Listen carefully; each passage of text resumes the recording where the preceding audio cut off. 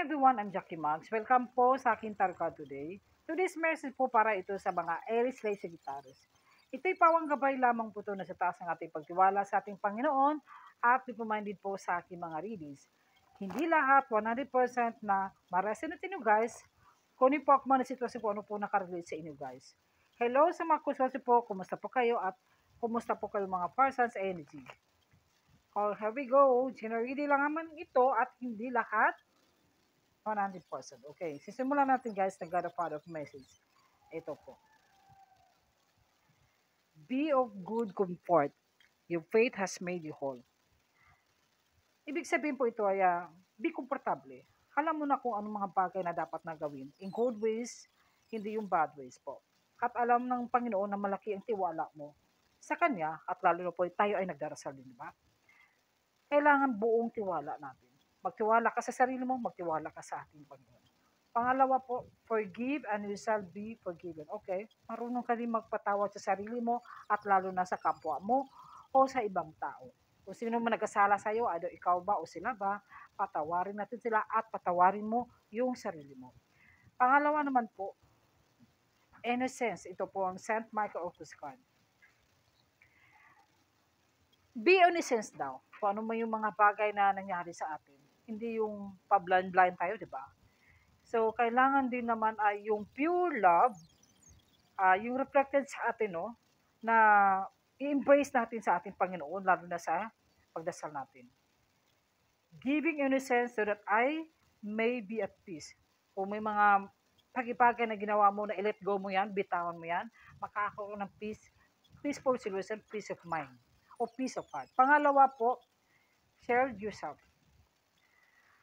Kayo po ay divinely guarded ang ating guardian angel po. Protection naman yung sarili mo.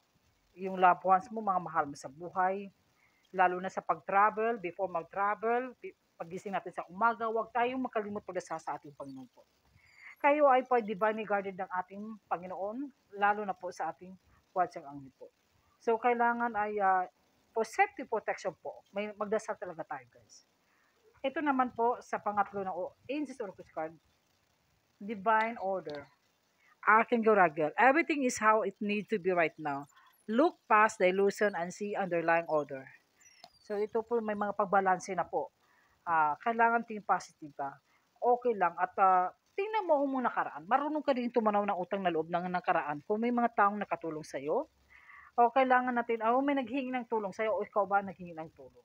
So divine order, kailangan din ay bukas sa palad na magtulong tayo sa iba, show na blessing, kung may natatanggap na blessing na hindi mo naasahan.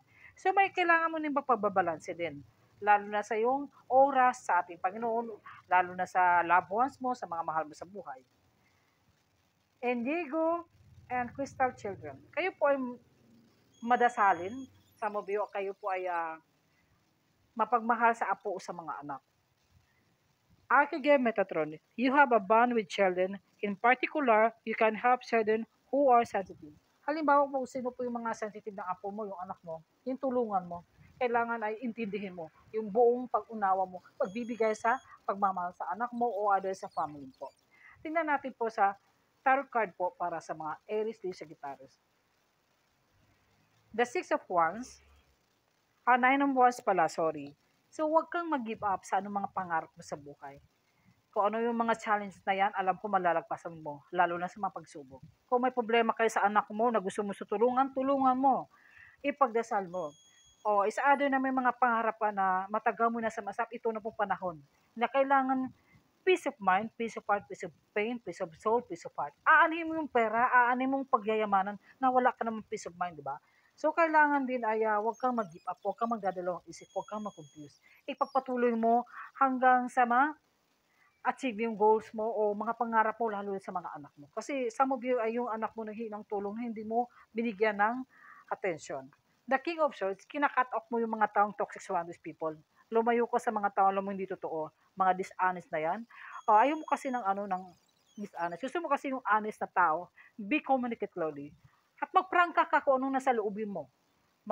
Alam mo na, maging wise ka, at alam mo na kung sino mga totoong tao sa'yo, o sino nagtago sa'yo. Pangatlo naman po, judgment. Nakapag-desisyon ka, meron kang iniisip o other vision, yung mga pangarap mo na may mga problema sa iyong paligid, halimbawa yung anak mo, yung apo mo, o unahin mo si anak mo na yun ang kailangan ng tulong, dapat priority mo siya. Some of you naman sa mga Parsons, Eric, Lee, Secretarios. Pwede ikaw ito. The Ten of Cups, happy life, happy marriage. Kung tinatapos mo mga mission mo sa buhay, huwag ka daw titigil ng pagdadasal po. May mga magaganap ng family reunion, birthday celebrant, happy family, blessings na hindi mo naasahan, na binibigay ng universe sa'yo. Ibig sabihin, yung mission mo pala, yung task mo pala ay yung mga anak mo or family mo.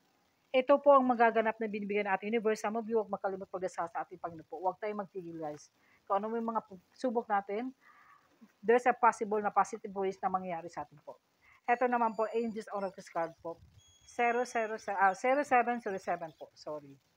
Compromise, self-awareness, forgiveness, professionalism, empathy, tenacity, and freedom. So, yan po ang mga mensahe sa inyo, guys. Let go of what no longer, let go of what no longer serves you. Stop holding on to the grudge. Express your emotion and aim towards a compromise. Where there's a lack of understanding, it's best to just move on. The truth will set you free. So move on ka daw sa mga past na nangyari sa iyo na hindi mo na dapat hawakan pa. Huwag mong pabalik-balikan pa nakaraan. Forgiveness, self-awareness, empathy, and freedom. Professionalism, mga compromise po ang sinasabi ito sa Angels Oracles ka po. 0909. New beginnings. Some of you, mga persons, they want to new beginnings. Itong taon na to, itong month na ito.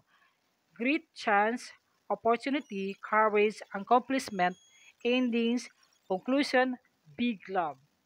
Look out for opportunity that might be a game changer. You are completing something major.